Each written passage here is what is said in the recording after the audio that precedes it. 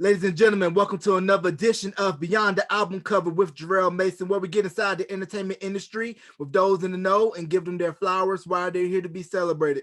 With me right now, I have an accomplished DJ that I've been a fan of for years through the New Jack Swing Forever form, from the island, from the English Channel of Jersey, but lives in Switzerland, home of the great Swiss chocolate, Swiss Miss, all that good stuff. My brother from another mother, the one, the only DJ SoulChild. Welcome to Beyond the Album Cover, bro. Yo, Jarrell. It's great to finally talk to you, man. It's been a minute, and we've known each other for a while. I mean, just through what you've been doing, what I've been doing. But we only just sort of really hooked up over the past year or something on Facebook, funnily enough. But yeah, I've been following your interviews, from the NJS4E days, and yeah, man, you did the damn thing, man. You asked the right questions. You really hold great interviews, man. So respect to you, bro. Yeah, I appreciate it, man. And same thing here. I've been an admirer of your work for years. And it's funny, like how you said, within the past year or so, we've really been connecting. So it's great that you're finally able to come on to Beyond the Album Cover and chop it up with me. Absolutely, man. Thank you for having me, man. I appreciate the invitation. Seriously. Man, it's not a problem. So let's go ahead and jump right into it. So what was life growing up like in Jersey? And also, how much did you have to pay for those US imports? Well, I only spent my first 9 years on Jersey, actually. So when I was 9 years old, we came to Switzerland. So I wasn't really, I wasn't collecting music back then just yet. I was still in my Transformer days. I'm still a huge Transformers fan. Like our mutual friend Andrew Knight. Shout outs to Andrew Knight. What up, Knight? And so yeah, so my whole music collecting started when I was about 11 years old, when we finally got settled in here. And I was pushing my toys aside, and then I finally discovered MTV, and that's where my love for R&B started growing. But I mean, the roots of my taste for music, I guess, would be through my mother, because she used to listen to soulful music, like R&B inspired, well, R&B influenced music, or actually R&B music, like Whitney Houston, Average White Band, Janet Jackson, Stevie Wonder. What else would you listen to? Doobie Brothers, like tons of R&B soul influenced music. And so I learned to sort of develop a sort of love for grooves, you know what I mean? Whether it was from the pop side, if it was a little bit of Madonna, like early Madonna stuff, or like, the Whitney Houston and of course Average White Band, and you don't get more funky than that, you know what I mean? So yeah, so my taste in music developed through my mother. And yeah, and then from that point on, I discovered MTV by myself. I used to creep downstairs when they were asleep, my parents, and I'd watch the soul of MTV and MTV Raps, all of that stuff, and stuff I shouldn't have been listening to or watching at an early age, because it had cuss words in it, and hip hop was more rugged, and my parents didn't approve of that at first, But I couldn't help myself, man. I fell in love with the culture at a very early age, and my first cassette tape was a Michael Jackson Bad. And yeah, my mum, she gave me that. And funnily enough, my first CD was Michael Jackson Dangerous. So Michael Jackson has always been like a part of my, musical history, should I say. And I'm a huge fan still to this day, obviously, like who isn't, you know what I mean? But yeah, I discovered New Jack Swing through MTV, like the Color Me Bad, I Want to Sex You Up. I mean, I was 11 years old, didn't know what the hell they were talking about. I Want to Sex You Up. What does that mean? But I was singing along to it and I was jamming to it. And, Bobby Brown, Every Little Step by Bobby Brown was like the first R&B song that I fell in love with. Immediately, the moment I saw the video, I was like, wow, what is this? What are these dance moves? And who is this guy, man? The song is so funky, and I got into New Kids on the Block too, because they were around that time period. And I'm not ashamed to say that, man. New Kids on the Block were dope, man. I don't give a shit. Am I allowed to curse on here? Yes, you can. Oh, okay, that's good. So yeah, it was New Kids on the Block. It was Naughty by Nature. It was MC Hammer at the time.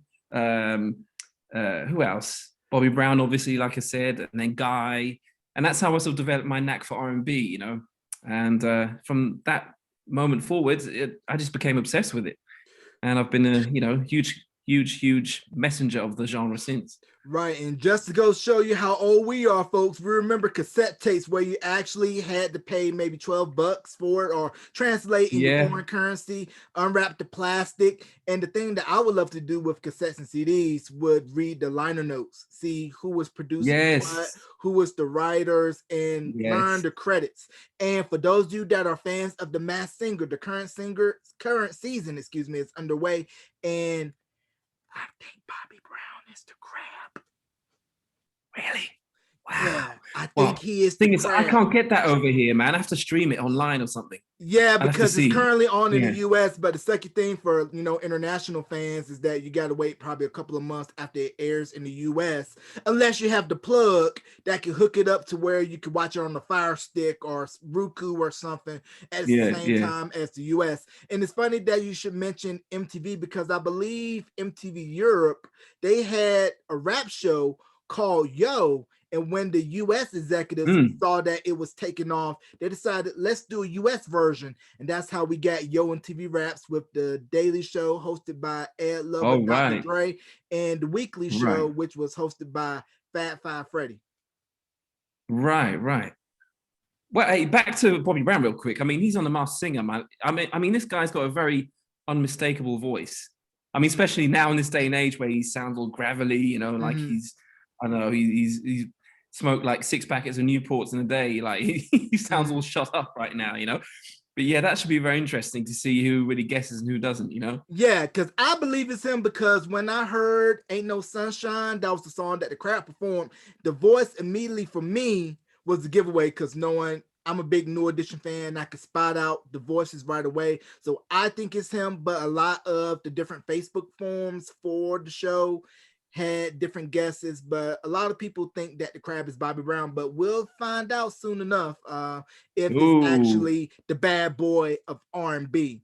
Now, yeah, please let me know, man. Yes, Yeah. I definitely will do. So with MTV over in Europe, they aired a lot of what was going on in the US, but they also sprinkled in what was going on culturally. Yeah. And there was one R&B group over in the UK that I felt should have made a lot of noise in the US, but for reasons or another, maybe US labels weren't really checking for international acts like that at the time.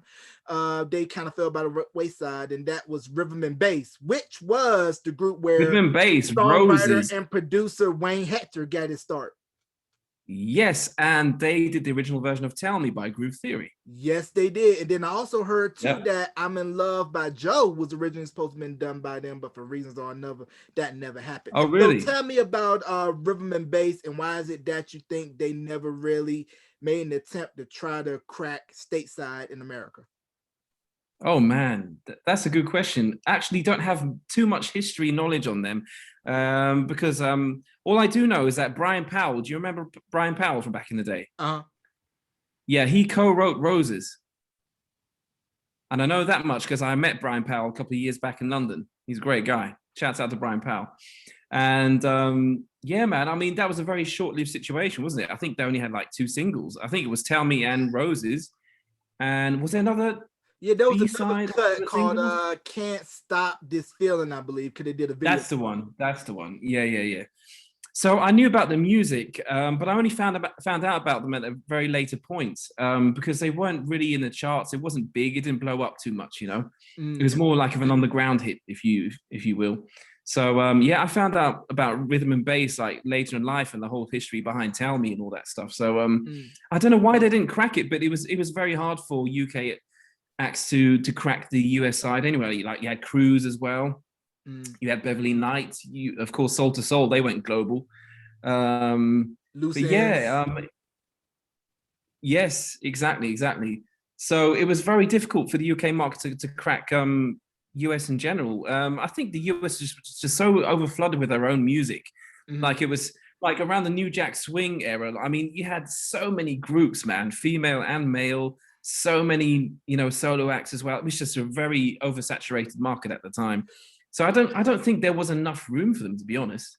Yeah, because if you look at US culture, we export out and other countries don't import in over here because if you take a look at New Kids on the Block, they were the template for Nigel Martin Smith to create Take That. Yes, exactly. Very good, very good. You're a true historian here. Yes, and yeah, and a lot of black producers actually worked on Take That's music, actually. And well, Johnny Douglas, for example, he was one of the producers of Take That, and he was doing like stuff like Eternal. He was doing Michelle Gale at the time. He was doing George Michael. He's not black, but he was a white R&B producer in London back in the day, and he's still like knocking out hits with Kylie Minogue to this day. You know, like he's still going strong. And we had our own set of producers like 2B3. You know, shouts out to my boy Neville Thomas. That's my boy. A shout out to Lindsley, of course, you know, on the remix tip. We had Full Crew, which of course was Cruise, the R&B group. We had so many producers. And whilst they did do a sort of New Jackish swing beat type of sound, it still had a very distinctive UK sound to me. It was still very soulish, if you know what I mean. I think the whole Teddy Riley, you know, New Jack swing sound that people were copying in the US, I think we were trying to do our own version in the UK, but it wasn't quite that. We still had our own UK sound. It was very typical UK. And you'd see like on like releases of US New Jack artists, you'd often have like a UK mix or UK version, like for example, Redhead Kingpin, to sort of which was accustomed to our scene, you know what I mean? Which was a bit more soulful. So yeah, there was a divide in terms of the sound. And I think that's probably played a role in UK acts not breaking in the US because they didn't quite get it. We were trying to accommodate each other, but not to let each other in, if you know what I mean. Right, kind of do things to make it translate to the US and vice versa, but not really having your own to it. And I gotta mention pioneering acts such as rap group Cookie Crew and We Papa Girls. And We Papa Girls, they got some of the early productions by Teddy Riley. Yeah, exactly. That's very true. Yes, in the early 80s. Yep. Late 80s, sorry. Yeah, you got the beat record. And also, if you look at Jive, a lot of the early rap acts would go over to the UK to either perform or get their cuts produced. Because if you look at the credits for Mr. Magic's Wand by Houdini, that was produced by Mr. She Blinded Me with Science, Thomas Dolby. Right. Well, I think another thing is like, you know, everything that we loved in the UK about R&B, it stemmed from the US, and we were trying to copy what they were doing, you know what I mean? So maybe it came off as a cheap copy of what the US was doing. So the US was like, yeah, it's cool, but it's not us, you know what I mean? We invented this shit, we did it, and it's true. But yeah, man, but we had a lot of great and respectable acts, you know, from the UK, and we had our own little tight-knit scene, and it was very cool, man. It was great to see like a UK R&B scene develop, you know, through copying what the US was doing. And of course, Teddy Riley being a huge influence in that. Right, because I always looked at everything urban-wise that the UK was doing, it was pretty much in reverence to the US. Because if you look at interviews with George Michael, Boy George, Adele, Sam Smith, Dusty Springfield, Lulu, the list goes on and on about all of the US acts they were influenced by and how it was just an homage. And of course, the Northern Soul movement was pretty much the UK's take on Motown R&B. Yes. But it was primarily done by white artists, funnily enough. Yeah, because I believe like, there was go ahead. Yeah, it's more like a sort of a blue-eyed soul scene from the UK. You could put it that way. It was like fused with a little bit of rock elements, a little bit of ska sometimes, and a little bit of pop, but it was essentially soul music in the core, you know?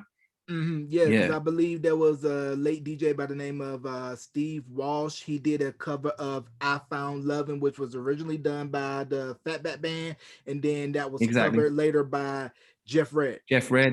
Yep. Absolutely. Yeah, and then it also can't be overstated enough the influence of reggae in UK R&B because of the migration from people from the Caribbean over to the UK. And then you have Lovers Rock, which never made its way stateside, which is puzzling beyond me. But you know, you have Music for Youth, and a lot of the reggae influence acts from the UK had some buzz in and around the pond, but made its way stateside for a bit. So can we talk about the influence of reggae in UK music? Yeah, absolutely. Like you said, like there was so many people coming from the Caribbean to London, and obviously, you know, the whole dancehall reggae scene was very big, and you could see it sort of make its way into R&B as well, like Wayne Marshall, for example, or even like the sort of accent that Mark Morrison had on Return of the Mac. It has a very sort of reggae-ish sort of, you know, accent or flow going on in there, you know, and yeah, man, reggae is like still big to this day and still very beloved, like the Lovers Rock and all that stuff, you know, like soulful reggae and what's his guy, Maxi Priest, for example. He fused the both, you know, the reggae and the R&B together. And who else was there out there? I'm trying to think, because growing up, I was more US based in my influences, in my tastes, and the whole UK thing was sort of going parallel, but I paid more attention to the US. I just liked the sound more because it sounded a bit more, how should I say, a bit more authentic. Because obviously it's the birthplace of what I love listening to. But yeah, as for reggae, who else was doing it? Trying to think of some good reggae acts from the UK. I was never hugely into reggae. It was something I sort of listened to every now and again. You know, I was dabbling on the side with it. But yeah, I was always more the R&B soul type, man. So now with radio in Switzerland, was it hard to hear R&B, hip hop, and they were pretty much playing a lot of pop, or did you have to go underground to hear it and get your records from a mom and pop shop, or just order them from a catalog Yeah, in the man. US? Yeah, dude, man. I mean, it was like self-education because yeah, the radio wasn't playing R&B, so it wasn't really playing hip hop either. I mean, if anything, it had to be like a huge US hit, like for example, Brandy Monica, The Boy's Mine. You would hear that on the radio, or you'd hear you know, an old Destiny's Child song because they were just huge. They cross over to pop as well. So yeah, like trying to sort of dig deep into the R&B world was self-education, and just literally going to the store and sort of rummaging through what's in the store and sort of listening, you know, at these listening points, you know, where you put the headphones on and stick the CD in and just trying to discover it by yourself. Yeah, I was just a crate digger. And I was just so in love with the music that I really literally took hours of my week just to go out and listen to new music. And I remember like when we got to Switzerland, I had German lessons because, you know, obviously my German wasn't good yet. And yeah, my parents, I hate me for saying this, but I think they know anyway. But they used to give me money for the tram to go to German lessons. And I would flunk these German lessons and instead go to record shops and spend the money they gave me for the tram on records that I was listening to and loved. And they would come back, and I would come back from these German lessons and be like, where'd you get that album from? Where did you get that CD from? Man, I was just, you know, I was saving for it. I've been saving for it for weeks with my pocket money and stuff like that. Of course, that was a huge lie. But yeah, man, I was never interested in school or just learning or even I took clarinet lessons, man, because I wanted to become a drummer so bad. But my parents were like, no, you're not going to learn that. You're not going to learn drums. It's not a proper instrument. Learn real music, you know? So I went to this music school, and I'm drifting off here, but you'll get it when I get to, you know, get to the end of it. And they would pay for me to go to these clarinet lessons. And because my friends in this music school, they were like, yeah, I want to play clarinet. I didn't even know what clarinet was. I just said, okay, I want to play clarinet too. So with the clarinet lessons, I thought it sucked. I hated it and had this really horrible teacher.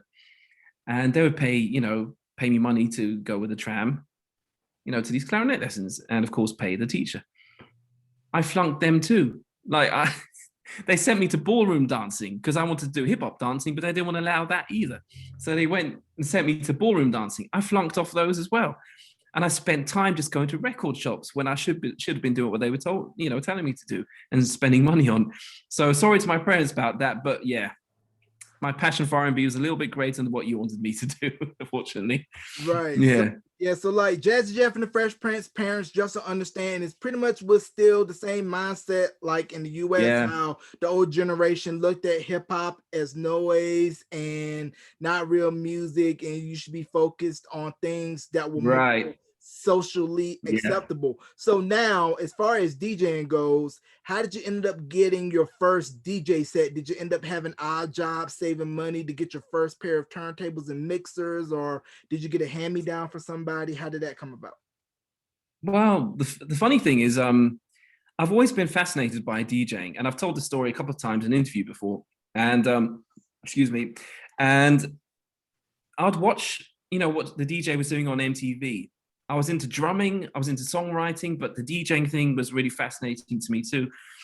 And I was a huge Rex and Effect fan. When the Hard or Smooth album came out, and you had the cut technician on there, DJ Steve D, doing the scratches. And I used to think, wow, this guy is incredible. And, the rhythm that he has and how he really sort of makes a song sound really dope with his cuts and scratches. And you know how you have jeans, right? And when you sort of scratch your jeans with your nail, it makes a sort of scratching sound. And that's how I would learn the movement of the scratching, the backward and forth. And I would do that to Rex and Effect records or to Public Enemy records, just to learn scratching and to learn the technique without even having a record player yet. And so, yeah, that's how I basically got the hang of it, because I'm a very rhythmic guy through drumming as well. So I sort of got the gist very quickly. And then I spent 7 years as a boy band member out here, an R&B boy band member. And we'd go to the club often, and this guy called DJ Scar, he was like a local DJ. And he was from Germany, he was from across the border, but he came to Switzerland to play a lot.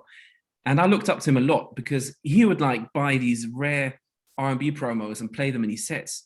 And I wasn't collecting vinyl back then yet, because I hadn't been a DJ yet. And I was like, oh my God, where's he getting these songs from? What is the name of this track? And I'd go up to him and say, yo, bro, what's the name of this record? I need to have this. And he would show me the record. And I was like, what? I've never seen this before in my life. Because you couldn't get certain things on CD. Like it was like white label or certain promo.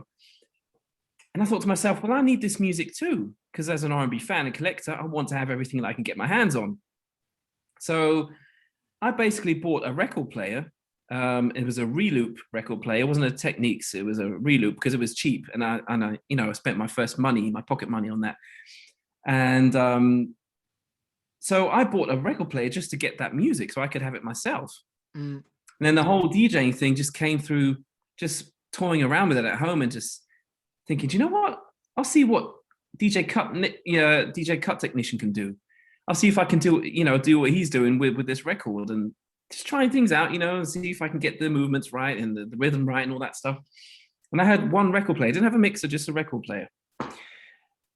And I got hooked, like super immediately. I was thinking, wow, this sounds really cool.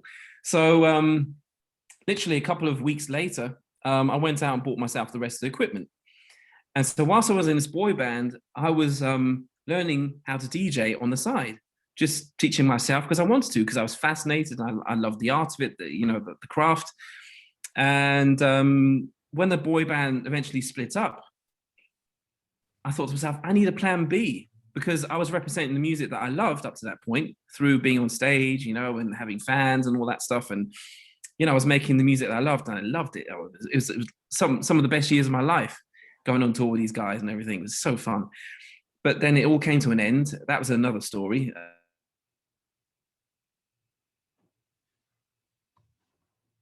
My previous interviews, you'll probably hear it. But anyway, I needed a plan B to represent the music that I loved. And so through that came my plan B, just becoming a DJ. And he's making money by playing incredible music. Why can't I do that? So put one together, and I decided to become a DJ because I was able to represent music I loved and was able to earn money along with it. And is that my internet connection or yours? I believe that's yours, but we're all good. So as far as the boy band goes, I got to hear about this. So was your style of the music more Take That or E17? No, none of the above. We were very influenced by 112, Jagged Edge, Blackstreet, Boyz II Men. I mean, Boyz II Men was our biggest influence. And at the time, B2K had just popped. So they were like the hugest group on planet Earth in terms of R&B groups. And we loved their style. We loved the sound of their music. And we tried to emulate them too, just by, with the style we had and the stage performance, with the moves. Like B2K, when they were on stage, they were killing it, with the dance moves and stuff. We tried to be that, but we still tried to harmonize like Boys to Men. So yeah, it was them too, man. And people would refer to us as the B2K of Switzerland. So that was funny. Wow, that's cool. And we were like a mixed group. Oh man, that's dope. So speaking of boy bands, what is it about the European market that back in the 90s, early 2000s that US acts would send over there to cut their teeth before coming back to America? Because as we know, Backstreet Boys and NSYNC cut their teeth in Europe first before breaking big back home over here in America. And this was right off the tail end of Take That splitting after the Nobody Else album. Absolutely. Great album, by the way. I'm not going to front. That's a great album. Yeah, I still love Sure is a dope record. Yeah. Woo! Come on, man. Yeah, a bunch of others on there, like Lady Tonight as well was dope. And Saturday to Sunday was a great joint. But yeah, to your question, we were just it was a very boy band oriented market out here. We had so many boy bands, man, from Holland, from Germany, from the UK, from Ireland, of course, Westlife. You probably know about them. Boyzone. And yes. And who else? There was another group from Ireland that Teddy produced. They were called... Oh, you're speaking of My Town, because I think two of the members in the group went on to form the Script. Absolutely. There you go. Good man. You know your shit. I know my stuff, man. Hey, don't play. Yeah. I love it, man. It's great talking to you, man. Yeah, so we just had tons of groups out here, and it was just the thing. Like if you wanted to be in all the big pop magazines and and on TV shows, you had to be in a fluffy boy band or girl band, man. And it was just one of those markets. It was just huge out here. And all the American boy bands, like you said, NSYNC and Backstreet Boys and O-Town, they cut their teeth by becoming support acts of big European acts on their stadium tours. And that's how they, earned their fan bases. And that's how they became huge, man. And yeah, I mean, let's be real. I mean, the UK boy bands were cool, but no one was killing it like NSYNC, for example. I mean, their moves and their harmonizing, and they were just on a different level, So, it was no coincidence that NSYNC and Backstreet Boys became huge out here, Yeah, because I heard that Bye Bye Bye was originally supposed to go to 5, but they passed on it, and that's how NSYNC got it. Oh, really? I didn't know that. Yeah. Simon Cowell had said that Bye Bye Bye was originally for 5, and for some reason or another, they passed because Simon felt had 5 recorded that record. They already had moderate success here in America, but that would have put them over the top over here. But they passed, and that's a whole nother story for a whole nother day. And I had the chance to interview KG from Emanate and Andreas from Damage. Oh, yeah. And it was interesting hearing their stories, how for Black UK R&B boy groups, they weren't really getting the same push like the pop counterparts, like your Take That's, your E17, that is true, your Bras and 911, Code Red, and the list goes on and on with all those pop R&B pop groups out of the UK during the 90s, and how there was a big absolutely. Yeah, we had Ultimate Chaos. Don't even remember them from back in the day as well.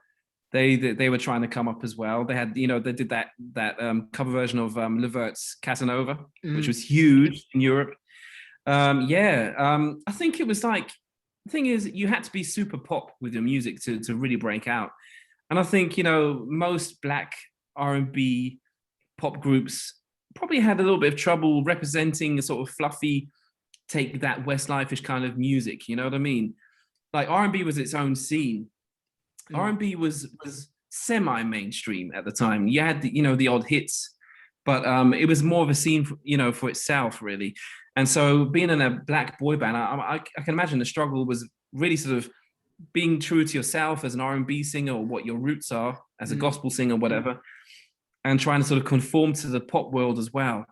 I think Damage did a great job in cracking that, sort of really sort of straddling that line between pop and R&B whilst getting respect from both ends, Damage. They were amazing. I loved their album, man. That Forever album was crazy. Yeah, Woo. dope record. The Cut Father and Joe Love to Love remix, I felt would have broken here in America, and also Forever, because I believe that was one of the first Yeah. records that was written and produced by Wayne Hector that really got a lot of pop exposure. And Yeah. outside of them, the only act I could hear covering that record for me would have been Color Me Bad. Oh, good. Yeah, good point. Good point. And they had Lil C's on one of their records. I think the song was called Anything. Mm-hmm. So they brought that US element over as well. And we had Donnie producing on their album. And I could be mistaken, but I think, did Lindsley do something on there? I can't remember. But yeah, man, yeah, Damage were amazing. And it's such a shame that it never lasted. Well, it lasted 2 albums, and after that, it kind of sort of, broke apart. But yeah, man, yeah, the UK R&B scene was a scene for itself. And like I said, I think the whole boy band thing was so ever present and was so dominating that everyone tried their shot. But, again, where do you walk the line between R&B and soul? I think Ultimate Chaos could have been bigger had they had the right management, I think, or the right promotion behind them. Because yeah, they were a great group too. But yeah, man, I think most R&B groups from the UK were actually very sort of authentic R&B as well. That's why I didn't cross over. Yeah, like Eternal did a great job of doing like New Jack Swing and pop, and they tried to break America. They didn't quite make it, but yeah, they were huge in Europe though. Right, which was surprising because they recorded Angel of Mine first before Monica re-recorded it. Before Monica. Smash hit. And one of the first, I think it's Craig David's first ever release was a B-side of Damages. He wrote one of their B-sides. Yeah. Yeah, because I didn't hear of Craig David until they started to market Born to Do It over here in the US, because he did a US video version of Fill Me In, where it was totally different from the European version, and how I thought his success over here in America would have opened the floodgates more to have a lot more of the UK R&B acts to come over, seeing how well he did over in America. Absolutely. Yeah, well, the whole Fill Me In thing was it was a very new sound for the States, because it was very two-step and UK garage influence, the whole tempo and all that, and the production. So I think that's where it got a bit difficult. But I mean, he had moderate success with that Fill Me In song. I think a lot of people still remember him by that. But as of that point, I mean, I don't know, was 7 Days big in the States? Yeah, 7 Days was big, but he did a remix of it with Most Def. Yeah. Oh no. Yeah, with DJ Premier and Nate Dogg. So that got a lot of play on underground mix shows and stuff. So that was pretty huge. But like you mentioned, two-step, jungle, drum and bass, the Roots kind of incorporated that a little bit in You Got Me, because if you listen to the end of it when Questlove was doing the drum break, it's very two-steppy drum and bass. Right. Exactly. Yeah, and then the song I'm thinking of is I think it was a B-side. Yeah, there was a competition on the Forever single, the Damage Forever single, and you could submit your songs. You had to record something. You had to record a demo to an instrumental that was on the single, and you'd send it in, and then it'd be released on their next single release. So yeah, that's where the world first heard of Craig David, really. Wow. Yeah. Who knew? And give you a little bit of a backstory about Happy Bat, the cover of Surface's hit, which was originally done by the UK band High Tension.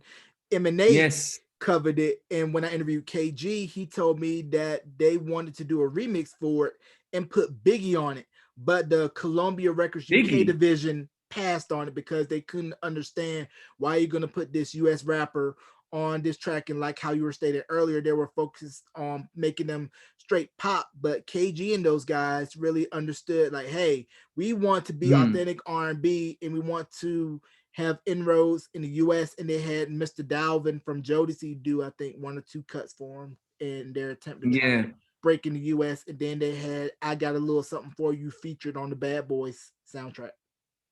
Right. Yeah, exactly. Yeah. And I think, the black boy bands, they tried to sort of cater to the pop audience in the UK, but they'd always have like the street remix to cater to the R&B DJ, so it get played on you know, all the R&B shows, radio shows as well. So that's what I really loved. Like when I was crate digging and looking for music and discovering new music as a young teen, I would always look for the singles just for the remixes. I was always about the remixes, man, because you know, sometimes the original version would come off a little bit corny, a little bit too popish, but I knew there was always going to be like an R&B street remix, you know, on the flip. And that's what I was always going after, man. I was always the remix guy, and look where I am today. I'm the remix guy now. The remix king. And speaking of remixes, Moni Love just recently did an interview with Questlove Supreme, and before she did Ladies First with Queen Latifah, she actually was on the remix for She Drives Me Crazy by Five Young Cannibals. And I didn't even notice until she stated that in the interview. Yes, there's a Moni Love remix of She Drives Me Crazy by the Five Young Cannibals, and she's doing a 16 on it. Has that ever been heard? I mean, is it like a version on YouTube or something? It's on YouTube. I was just listening to it the other day. Wow. I need to hear that, man, because that sounds so random. Like that Five Young Cannibals, like it doesn't even sound like remotely hip-hop-ish, you know what I mean? No, not at all. But knowing that she's originally from the UK and then migrated over to the US, she had the best of both worlds, where she was able to take what was going on in the UK and mash it up with what was going on over here in the States and have her own flavor. And as we know, everything that came after that with Moni in the Middle, It's a Shame, Full Term Love off the Class Act soundtrack, and it was just a great meshing of the two cultures, because she was stating that a lot of the UK acts, like you stated, they were looking to the US for their cultural cue and just tried to add their own flavor to it. Absolutely. That's crazy, man. I need to look that up right after this interview, man. I'm so intrigued.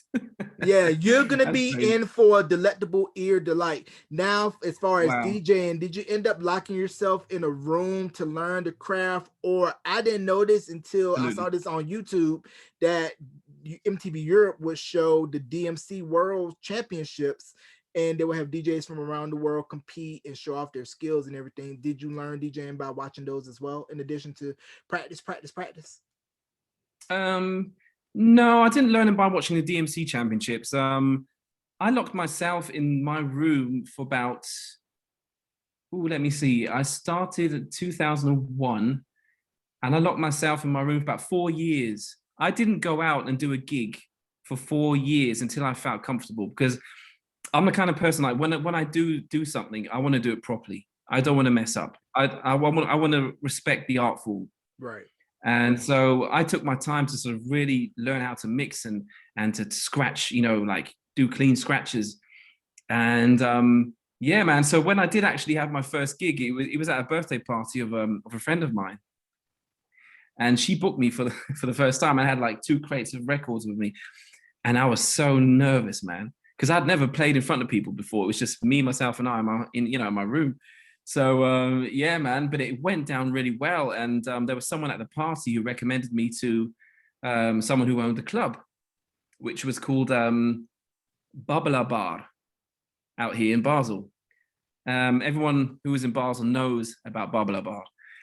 And that's where I had my first proper DJ gig, you know, like really in front of a club audience. And it just spiraled on from there, man. I mean, I just kept getting bookings and recommendations, because I think the fact that I took the time to sort of really figure out what really works and what, you know, and listening to of course, like mixtapes by my favorite DJ, my favorite club DJ at the time was DJ Cut Killer. He's like a DJ from Paris. He's huge. And yeah, he would do like these hip hop soul party mixtapes. And I would collect them every time I went to one of his gigs. And I'd listen to them, I'd study them. I'd try and really sort of focus on what he's doing and try to emulate what he was doing. He's like my biggest influence as a DJ, as a club DJ. And I used to go to every gig, and I wasn't the one really sort of necessarily dancing. I'd be there just watching him, you know, in awe and in fascination. So yeah, man, I was just trying to do what Cut Killer was doing. And I think that translated well, obviously. And it's just been, you know, it's been a cycle and onwards rise, I should say, from that point on. Now you Yeah. mentioned you locked in yourself in the room for 4 years to really prepare Yes. yourself, hone your Yep. craft and skills, and you came out when you felt that, hey, I'm good enough Yep. to go out and get a gig. Now, what was that Yep. one And technique collected that enough music too. I'm sure. So what was the Yeah. one technique that took you the longest to get down that you couldn't get right away and you had to perfect it over and over? Oh, good question. I'd probably have to say the crab scratch, Mm, because that's a difficult one. Like if you're just I mean, I didn't learn that right out the gate. I mean, I had to have some years of experience in the club as well. And it took me about, I don't know, two more years to learn that, because it's quite a difficult thing. And yeah, and sort of scratching with the left hand as well, because mm, I'm a right-handed guy. So it always came easy to me to scratch with the right hand, because you know you've got your reflex there, and you know your strength in that arm. mm. And so to do it with the left-hand side, that was challenging for me at the beginning as well. But I made sure I did both, you know, in a solid way before I went in the clubs. Wow. And you were one of the last DJs from that generation to do it the old school way. You had the physical records and you had to have the Yeah. stopwatch to do the BPMs, whereas now, Mm, because of technology, the computer does it for you. Your BPMs is already there for you. It does beat juggling yeah. and everything for you, but you had to do it Yeah. manually. You had to put that mark on your record so you can know your breaks. Exactly. And that's one of the reasons why, excuse me, while DJs switch up their music so quickly in the club, you know, like they play it for one chorus and jump to the next record, or, you know, even a bit sooner than that, because you've got everything in front of you, you know exactly what matches. Like you can really sort of, it actually matches by key as well. So you can see which songs actually go together in key. Mm, So you don't really have to do much thinking. You just get right down to work and go crazy. Back in the day, you had to think. You had to really rummage through your collection first, you know, and see, oh, hold on. Yeah, that's a similar sort of tempo. But does it match though? You'd have to think. And that's why most songs used to go up until at least the second chorus, or mm, until the middle eight section of the song. You'd get like almost a full song in the club back in the day, mm. Now, when you because you had to have time to react, you know? yeah. Now, when you with your record collection, did you organize it based off of BPMs, genre? How was your catalog in terms of organizing your record crate when you would go and do a set? I had no organization except for, I think it was by genre. It was by R&B, New Jack Swing, dancehall, and hip hop. That was it. I didn't sort of organize it by tempo or anything like that. I just tried to sort of do the math myself. I mean, that was part of the skill of becoming a DJ. You had to sort of really know your stuff. You had to really know your collection. So Mm, yeah, so most times, I mean, of course, it took me time to get into that, but after that, I mean, it became automatic. You'd automatically hear the next song in your head, which would match with what's currently playing now, and you'd go back in your crate to find it. mm. But of course, yeah, like I said, you had to take time to sort of really know your crates, you know? Right. And as a DJ, you are the conductor of the room. You have to read the room because you don't want to play your hot records too early when the crowd Right. are steadily coming in, and you don't want to Mm-hmm. peak too soon. So you got to sort of read the temperature of the room and know, okay, I can play these songs in a warm-up set. I could play these Yeah, songs in maybe the first hour or so of the night. So by the end of the night, they're all in a frenzy. And then I drop the killer records on them so that they go home at the end of the night happy by last one. absolutely. Yeah, I really take pride in being a solid warm-up DJ in that sense, because one thing I do hate is when you've got a DJ playing before you, opening up the night for you, and he's already jamming all the big, you know, all the big hits, and Right. people are already going off. And that around 11 o'clock, because the clubs here, they start around 10ish or 11, and Right. they go around right around to about 5 or 4 in the morning, Mm, depending on the club. So if you've got someone already sort of pushing out all the hits to an empty dance floor, 11 o'clock in the evening, it's the most frustrating and annoying thing ever. So I've always sworn to myself, I'll never be that DJ, man. mm, I'll pull out, I like to build up like nice and slow and easy, and start off with maybe even a 83 BPM, you know, throwing some neo soul, mm, some down tempo hip hop, you know, just sort of really laid back stuff. And then you sort right. of gradually build up, and then climax around 1 o'clock. Right. Did you ever have? And Yeah. Did yeah, you? man, Yeah. I've always made sure that I've been a good warm-up DJ to other DJs, you know. Right. And that kind of brings me to the unwritten rules of DJing. Like if you're an opener for a headlining You still DJ. there? Yeah, I'm still here. Like they'll tell you ahead of time, hey, don't play this because I'm gonna play this record, or they maybe would cover the label so that way you couldn't bite what they were playing, Yeah. or they wouldn't tell you Mm. where they got certain records because it was like that level of I don't want you to see what I'm doing. Is like I'll let you see to a certain extent, but Yeah. keep you at arm's length, so to speak, because they don't want you to start jacking their stuff. Mm. Well, they do that enough now. Now that you've got you know, all these apps like Shazam and all that stuff, they'll be writing, you know, right at the back of you, sort of studying what you're doing and sort of saying, oh, well, you know, what song is that? Let me just get that for my set next time, you know, which is cool. I mean, at the end of the day, it's not about you as a DJ. It's about the artist, you know. I mean, if an artist gets an extra play for their music out of you, then that's great. I mean, you're supposed to be about the cause, not about your ego. You know what I mean? Right. And as we know, some people can be very driven by the ego. And in the words of Public Enemy, believe the hype and don't believe the Yes. hype. Exactly. Yeah, exactly. No, I don't trip off that, you know. I mean, if anyone wants to sort of, I don't know, track what I'm playing or asks about a song title, I'm very happy to give it out, you know, because like I said, it's not an ego thing, man. I mean, I take it as a compliment at the end of the day. If you like what I'm playing, that I must be doing something right. So yeah. Now I wanted to go back over to the UK R&B side real quick, and can we talk about the Mhm. impact of Omar? Omar, yes. Man, I remember the first time I saw There's Nothing Like This on MTV. That was exactly around the same time as I started, you know, really sort of gravitating towards New Jack Swing and around the area. I think it was 91 as well, if I'm not mistaken, where that song came out. So yeah, man, I've always loved that song, man. It always takes me back to my childhood whenever I see that video or hear that song. Such a smooth record, man. And Omar's a legend, definitely, man. Right. Much respect to him. Right. And also, I believe Troop was very huge over in Europe as well. And before we get into talking about Troop, I want to real quickly do a moment of silence for Reggie Warren from Troop, who passed away Yes. a couple weeks ago. Let's have a Rest in moment of peace. silence for Reggie Warren. Mm-hmm. All right. So let's talk about the impact of Troop. Impact of Troop. Well, to be honest, in Switzerland, Troop wasn't big. No one knew about Troop in Switzerland, man, and well, except like the R&B DJs who were in the clubs, obviously back then. You had to be a specialist and a really big connoisseur to know about Troop. And I obviously loved Troop. Like their Deeper album was how I got into them. That was the first album I got into Troop, and it was the first one that was available out here in Switzerland. To be honest, like the Attitude album, I couldn't find it anywhere. Wow. So Troop was that was my introduction to the group, and it was also through DJ Cut Killer on his hip hop soul party. I think was it Volume 2? Yeah, Volume 2 mixtape, and then he played I'm Not Gaming on that mixtape. And of course, as a huge Cut Killer fan, I always wanted to know about the acts that he was playing on his mixtapes, and so I went and studied his playlist and tried to collect the music that he was playing, and that's how I found out about Troop. And yeah, man, I love that group to this day, man.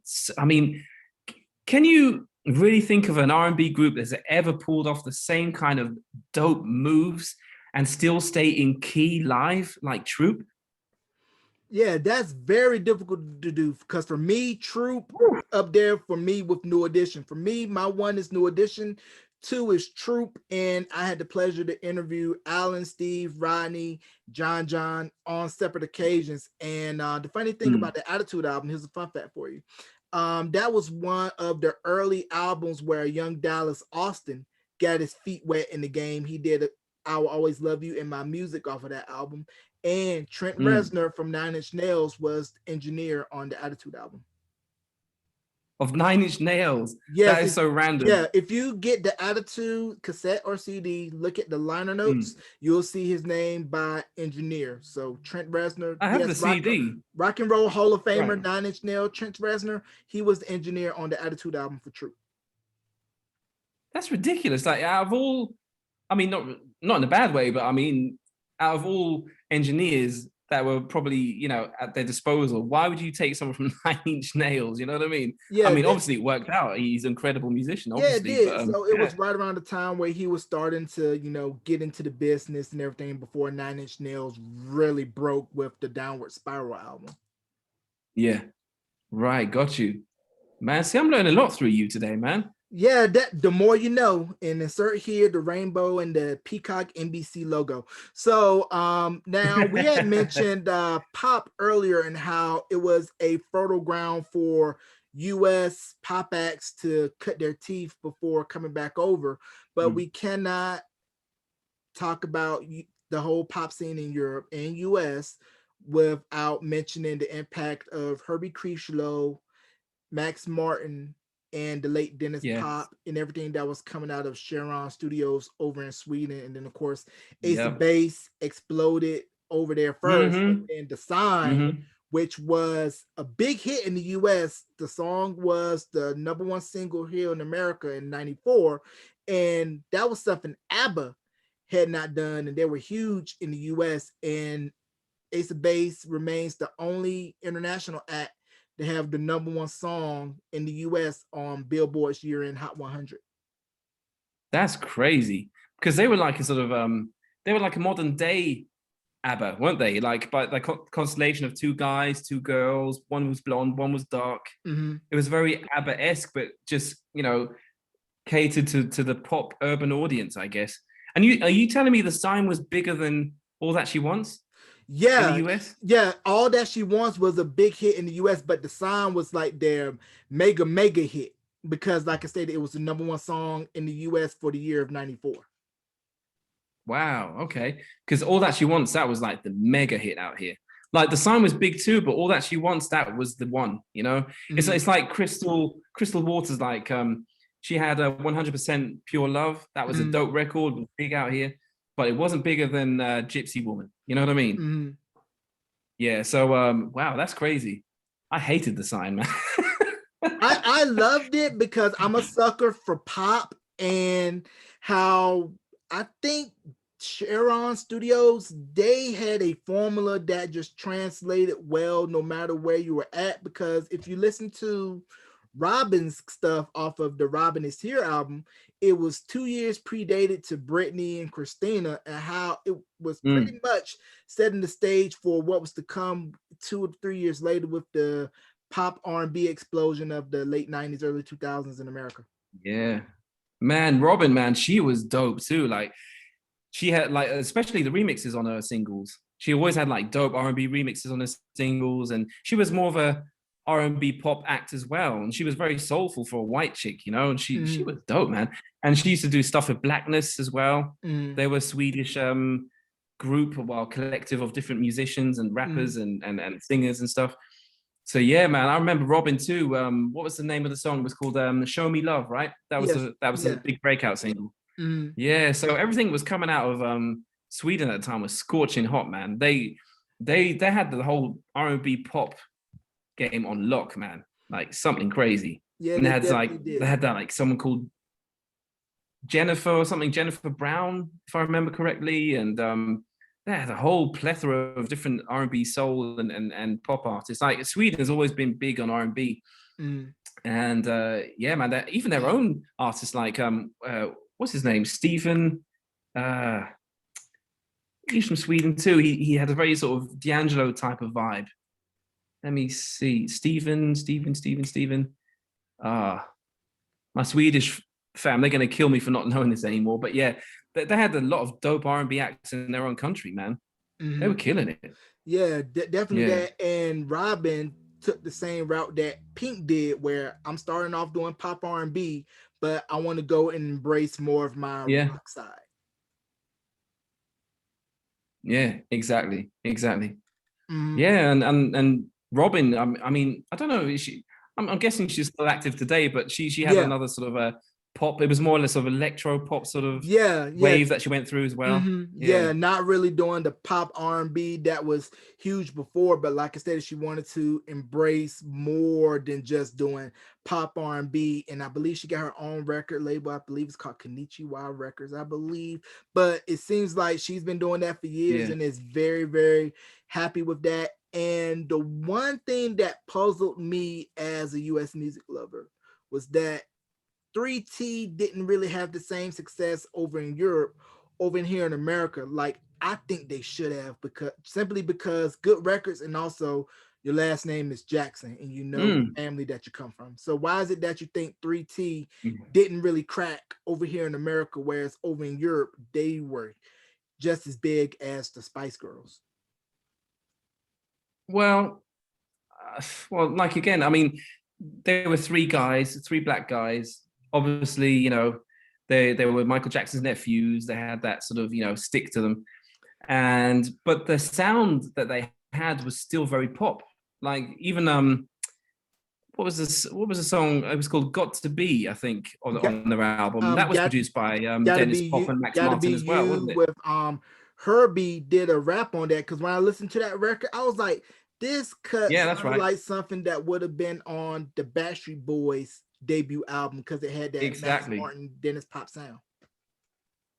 Got to be, got to be. Yeah, I remember that song. Yeah, it was very sort of popish, and that's why it blew up out here. I mean, Michael Jackson was at his peak anyway. Like I think that was the history era of Michael Jackson. And he was still like, you know, huge, gigantic.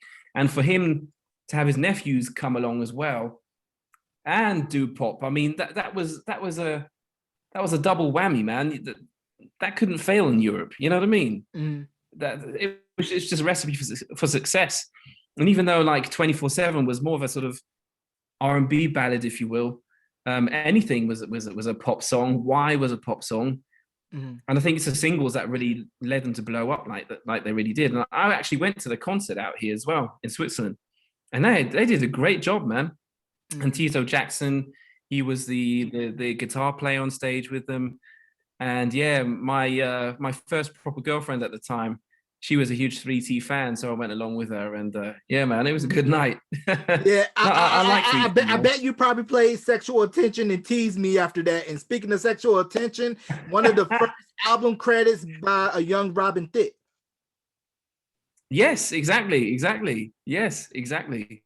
Yeah, true train spotter here. Look, you're out nerding me a little bit here. I'm worried. Yeah, like I said, I read music liners and music notes, and then another act from the US that was super huge over in Europe was Intro, R.I.P. Kenny Green, and I just had Buddy White on the show a couple of weeks ago, and they have a intro doc that'll be dropping in June called Intro: Music, Lyrics, and Life that I'm sure a lot of people would love. Have you watched it yet?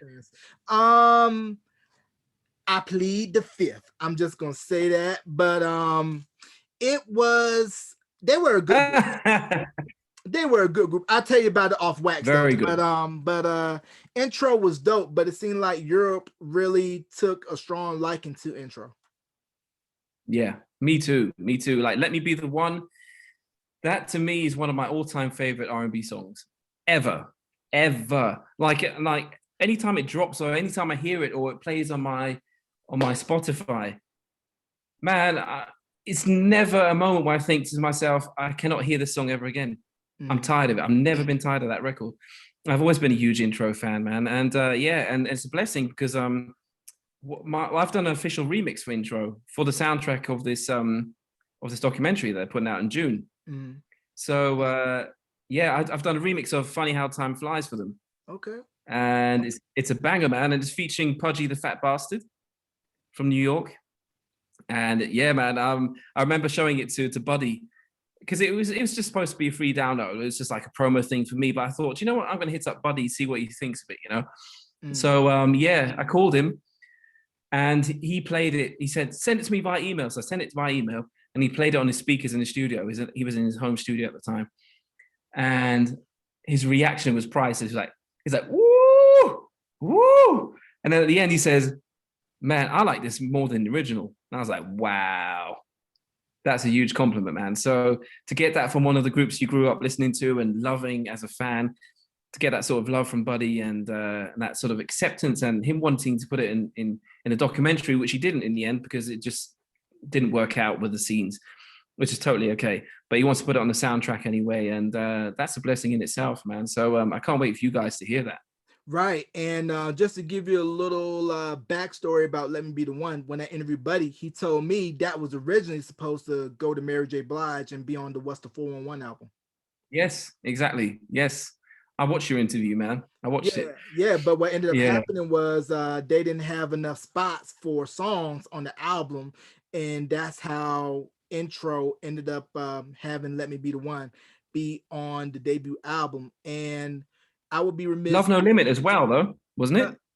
Love No Limit was supposed to be an intro song as well, I think. I'm not too sure about that, but I can double check. But I would be remiss if we didn't mention the late Prince Marky D, who passed away last month. And his impact not only on the rap side as 1/3 of the Fat Boys, but production-wise, him and Corey Rooney and the underrated slept on Free album, Prince Marky D in the Soul Convention. Yes. Now, I felt as a producer, Marky D never really got enough credit. Yeah, well, he didn't really sort of put himself out there, really, did he? He wasn't like, well, look at me, I did this, did that. He was like the quiet, silent killer in the background, just churning out hits for Christina Milian and Jennifer Lopez and you know, tons of different R&B acts, man, and yeah, even pop as well. But yeah, man, R.I.P. to Prince Marky D, because I actually had a record lined up for him. I produced a record, and yeah, literally days before his death, I hit him up about, you know, him featuring on this record I produced. And he was like, yeah, man, send it over. And I never did. I didn't get around to it within those couple of days I was supposed to do it. And literally a couple of days later, he died. And that was like, oh my God, you kidding me? I mean, not to be egotistical, not to think about my own record, but I couldn't believe it. Like, it was like a bad dream, man. Because, yeah, I was hoping, you know, something would become of this. Mm-hmm. And I've always loved Prince Marky D, man, even as a character, as a person, you know, like in interviews, he comes off as so funny, so cool, down to earth. And despite his success that he's had, you know, over the years, like as a member of Fat Boys, as a producer, as a solo artist in his own right, man, that's such a huge loss, man. Yeah, definitely. I still mourn him, man. Yeah, man. Yeah. He was also on the 3T Brotherhood album on the title track, which was the last cut on side 2 if you had the cassette. Yes, absolutely. That's absolutely right. Yeah, I remember that. Yeah. Yeah, man. Which is so dope. Now, as far as the culture over in Switzerland, as far as DJing, is there a mix of what's going on in other countries and sets, or is it strictly we're just playing US stuff, or do you try to incorporate local artists in?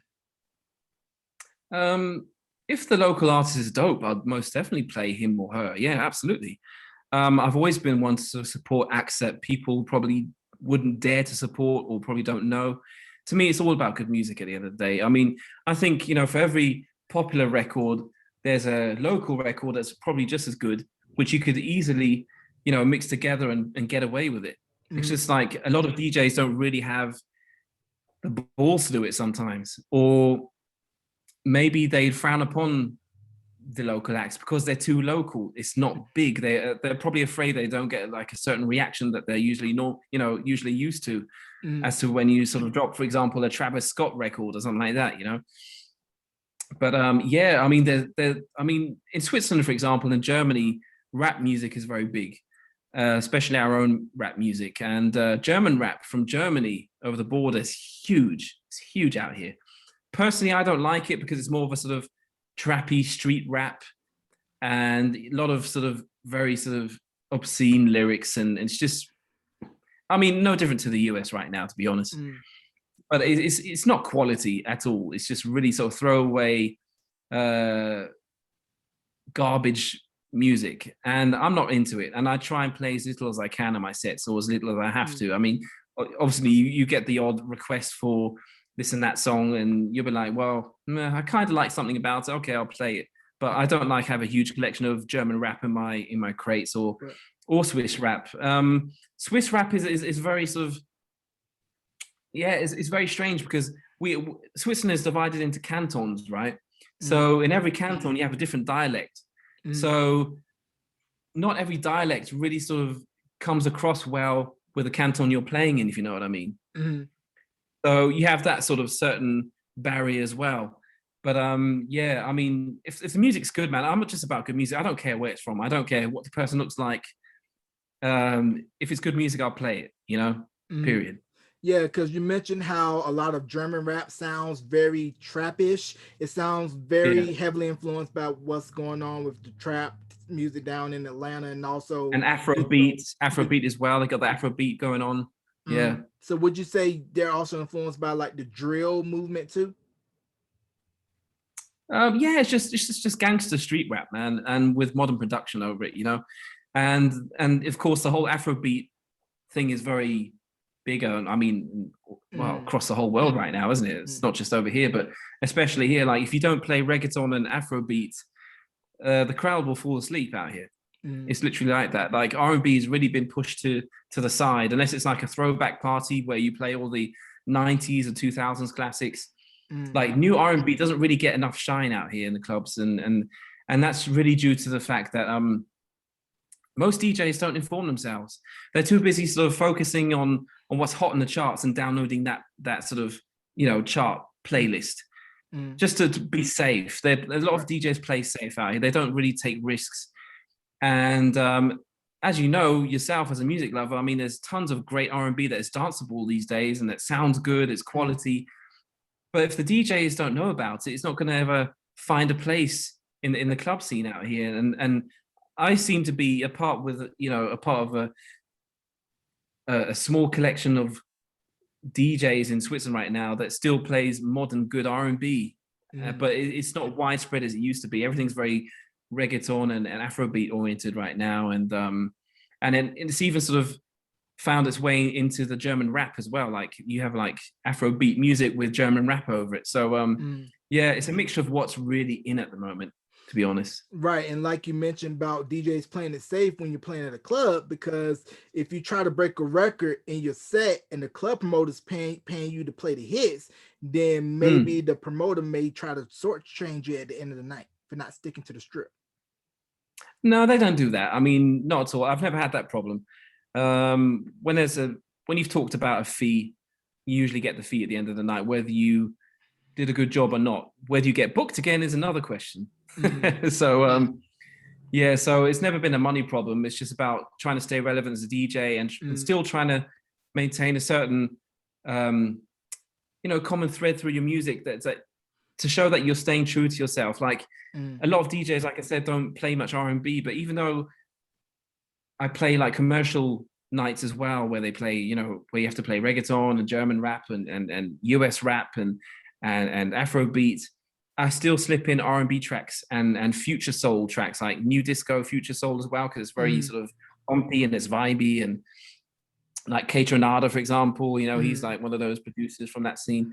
So yeah, I try and sort of keep it eclectic and not too play safe. I like to sort of break new music to the crowds as well, and sort of educate them, sort of give them what they're missing, you know, and having, you know, discover music they never knew they needed. I think that's part of being a DJ. I mean, that's been one of our elements of being a DJ that I've always been sort of proud of, is breaking new music, not being afraid to sort of give the crowd music they've never heard before, but still make sure it fits in with what I'm playing that they already know. Right. That in itself is a skill. And that's how you break records. But, you know, not every DJ, unfortunately, feels the same way or acts the same way. So, yeah. Right.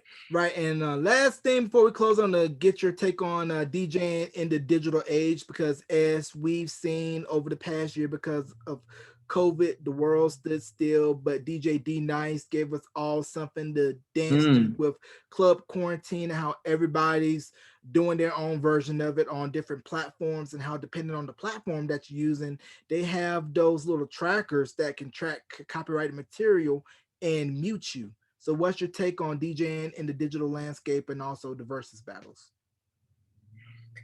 Well, this whole copyright thing is ridiculous to me, for one. It's retarded because at the end of the day, if you're live streaming to a lot of people, you're promoting an artist's music. You're trying to make a song palatable or liked by an audience. So you're promoting a song and they're trying to shut you down for promoting the music that could essentially lead to streams on based on whatever digital platform you're using, or even to downloads if you're still a music buyer. So it's just retarded, man. I mean, these copyright laws have just gotten really strict. I mean, most of all thanks to the whole Robin Thicke and Marvin Gaye situation. Mm-hmm. It's become a lot more surveyed, shall I say. Mm. And so I don't like it. I don't like the way it is. I don't like the fact that us DJs don't have the freedom, the creative freedom that we do anymore, that you have to play underground music just to sort of keep your video uploaded to whatever platform you're using. But of course you have Twitch, for example. I think Twitch is quite tolerant when it comes to playing whatever you want to play. I think Mixcloud has a streaming service as well. And they've always been tolerant of music. They don't take you down. So yeah, man, it's just sort of, it depends what kind of DJ you are. If you're like a more mainstream DJ, try and find one of these platforms that is more tolerant for what you're doing. And if you play more underground and sort of indie R&B, soul, or indie hip hop, no one's going to come looking after that. It's always a big corporations like Sony and Universal that are trying to sort of, block you because, obviously these acts are signed to these labels. So, trying to shut you down. I mean, I have the same problems with my remixes when I upload them to YouTube. And if it's like say like an Usher or Jagged Edge or something, someone who's, been signed to a major or is still signed to a major, they immediately take it down before I can even post it. So, which is stupid. It's stupid because I'm not taking money out of people's pockets. If anything, I'm giving a DJ a reason more to play the music because I'm giving them an alternative version. Right. And that's still keeping their music alive in the club. So I don't understand it, to be honest. Right. It's definitely all about the money and various other factors. That's a whole nother topic for a whole nother day. So do you have any shout outs you want to give before we wrap this interview? And also, where can people go to find your mixes, plug your social media? Yes, absolutely. Well, if you want to check out my remixes, you can go to the real DJ SoulChild.bandcamp.com and you'll find my whole discography there. You can listen to it, and if you like it, purchase it, and you can even download the whole discography if you like. You can find me on YouTube, which is youtube.com/DJ SoulChild. Most of my remixes there, not all of them, as of course, like I said, because of the copyright strikes I keep getting. Some mixtapes are on there as well, and you can subscribe there. I'm on IG. You can find me at DJ SoulChild, all one word. You can find me on Facebook, The Real DJ SoulChild. And yeah, that's where I really hang out the most. And shouts out to everyone who supported me over the years. Thank you for listening. Thank you for downloading my stuff. Thank you for reposting. Thank you for commenting. Thank you for anything that supports my cause and that has helped me be who I am today. You're all very valued and appreciated. And thank you to my mother for my musical education, for giving me my starter kit in terms of music. And thank you to my girlfriend for being understanding when it comes to sort of really getting down to my remix work and not spending time with her. I appreciate that. And yeah, thank you to you, Jarrell, man. It's been an honor talking to you today, and you're a great conversationalist and a proper music connoisseur and nerd, man. And I appreciate that, man. There are not many of you around anymore. Yeah, they don't make them like they used to. So you can catch this interview wherever you stream your podcast. Also on YouTube, Beyond the Album Cover, all one word. Be sure to join the Facebook group, Beyond the Album Cover, for all podcast-related updates. And at the website, beyondthealbumcover.wordpress.com. Now, if you are an audio-only listener, we're going to have an exclusive DJ SoulChild mix that will only be up on the audio version once the interview airs. So definitely check out the Hear different this? audio streams for that. Exclusive. Exclusive, DJ Soul exclusive. Child, DJ, Volume go. 1. Desert Definitely storm. yeah, definitely have to pay homage to DJ Clue with that. But once again, my brother Yeah. from another mother, DJ Soul Child, thank you once again for coming on to Beyond the Album Cover, my man. Thank you, bro. The pleasure's all mine. Thanks Not a a lot. problem. Yes, Thanks a lot, sir. man. Yes, sir.